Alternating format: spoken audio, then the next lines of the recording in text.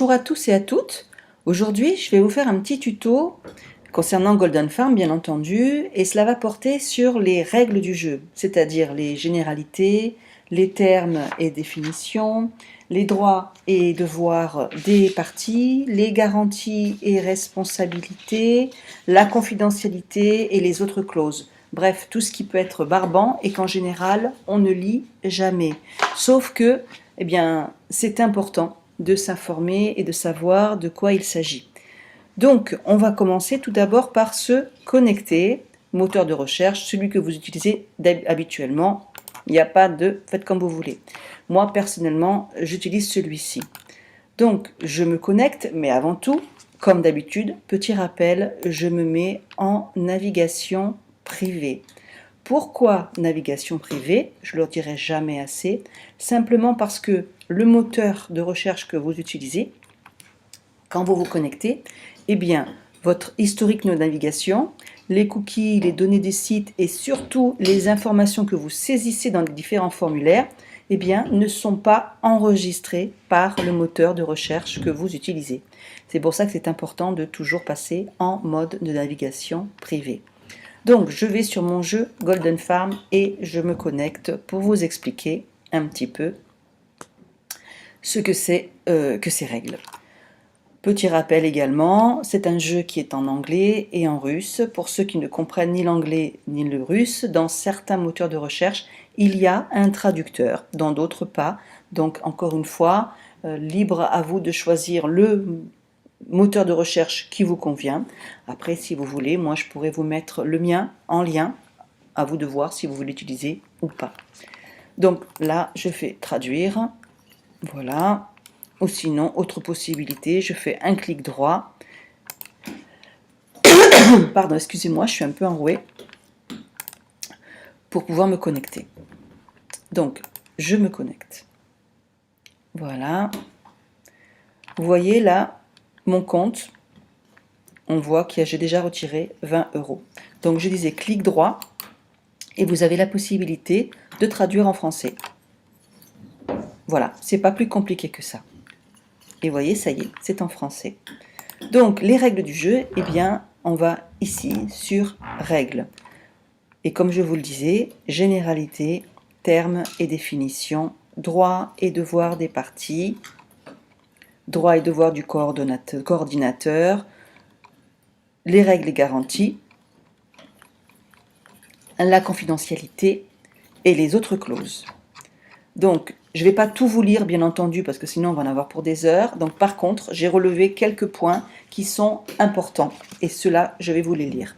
Donc, pour commencer, dans les généralités, l'article 1.2. Pour commencer à obtenir le service, un participant accepte toutes les règles du présent accord de manière complète et inconditionnelle. Et, si vous n'êtes pas d'accord avec l'une des conditions du présent accord, le coordinateur vous invite de refuser d'utiliser le service. Autrement dit, déjà là c'est très clair. Si vous n'êtes pas d'accord avec ce que le jeu propose, eh bien autrement dit, n'y jouez pas. Dans les termes et définitions, le jeu Golden Farm est un jeu économique en ligne, argent virtuel en ligne.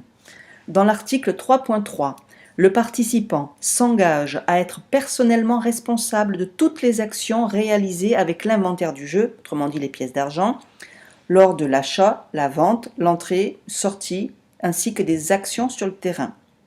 En ce qui concerne les droits et devoirs des parties, l'article 4.1, droits et devoirs du participant. Seules ces personnes peuvent participer au jeu Golden Farm qui ont atteint la capacité juridique conformément à la loi de leur pays.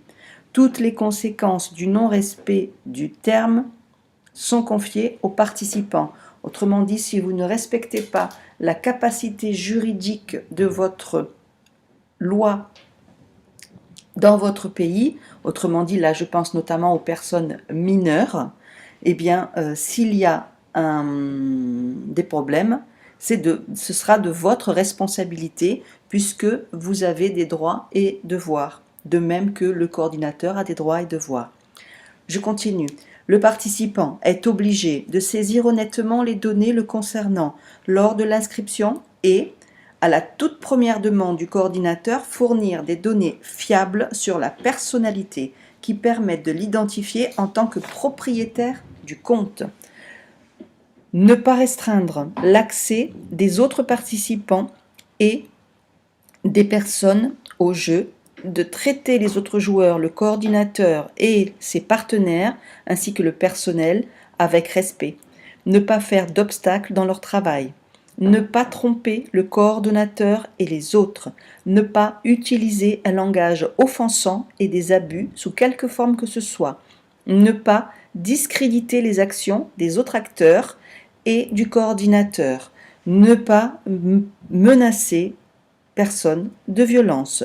De ne pas distribuer de matériel encourageant la désapprobation ou la haine envers une race, une religion, une nation, une langue, une politique, un pays, une idéologie ou un mouvement social. Ne pas annoncer de la pornographie, des drogues ou des ressources contenant de telles informations. Article important également, le 4.1 toujours, garder le secret et ne pas donner à une autre personne ou à un autre participant ces données confidentielles, l'identifiant et le mot de passe du compte. Vous êtes pleinement responsable s'il y a un problème à partir du moment que vous avez donné votre identifiant et votre mot de passe à quelqu'un d'autre. S'il y a un problème, c'est vous et vous seul qui êtes responsable de ce qui en court par la suite. S'informer régulièrement et par lui-même de l'actualité du jeu ainsi et des modifications du présent accord et des règles du terrain de jeu.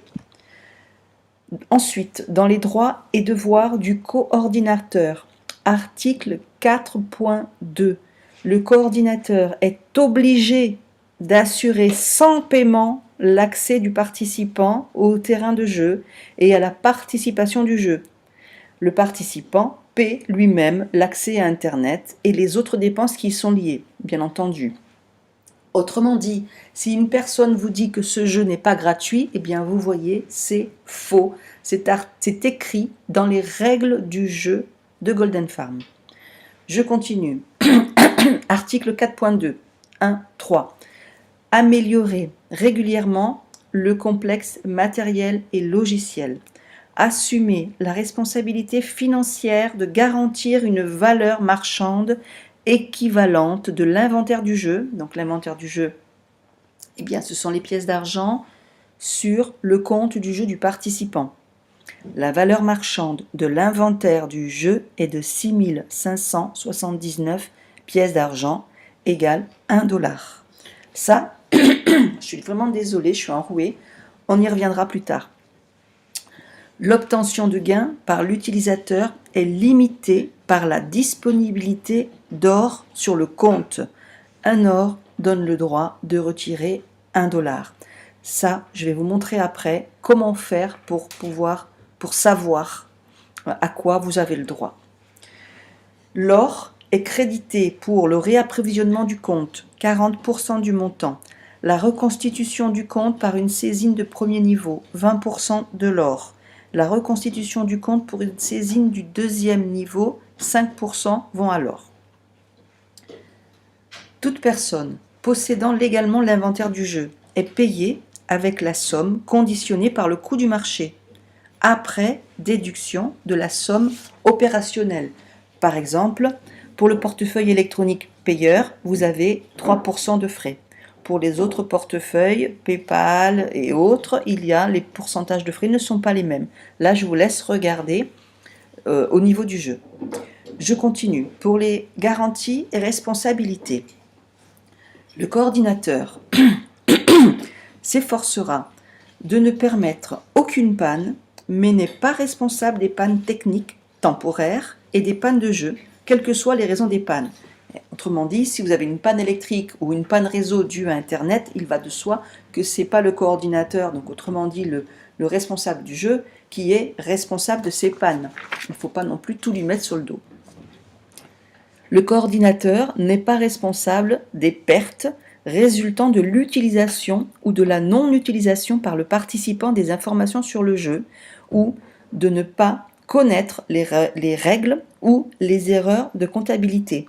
À partir du moment qu'on vous dit qu'il faut lire les règles du jeu pour être en accord avec le jeu et que si vous n'êtes pas d'accord, eh bien ne jouez pas, le coordinateur considère qu'il n'est pas responsable des pertes que vous pouvez avoir, ce qui est tout à fait normal puisque vous êtes censé vous être informé avant de jouer.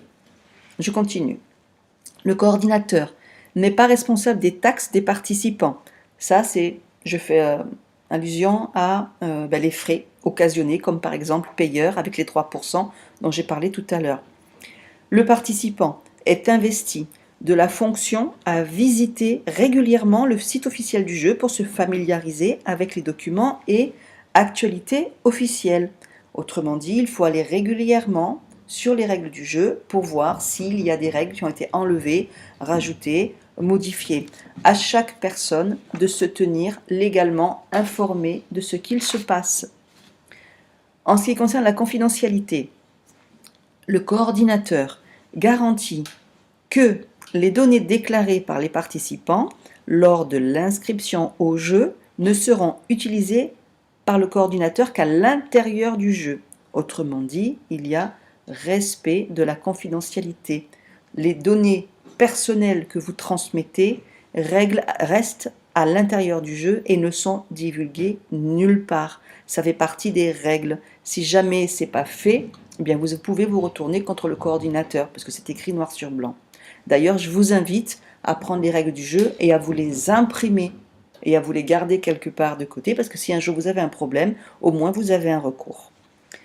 Autre clause, la durée de validité du présent accord est établie pour toute la durée du fonctionnement du terrain du jeu, c'est-à-dire pour une durée indéterminée.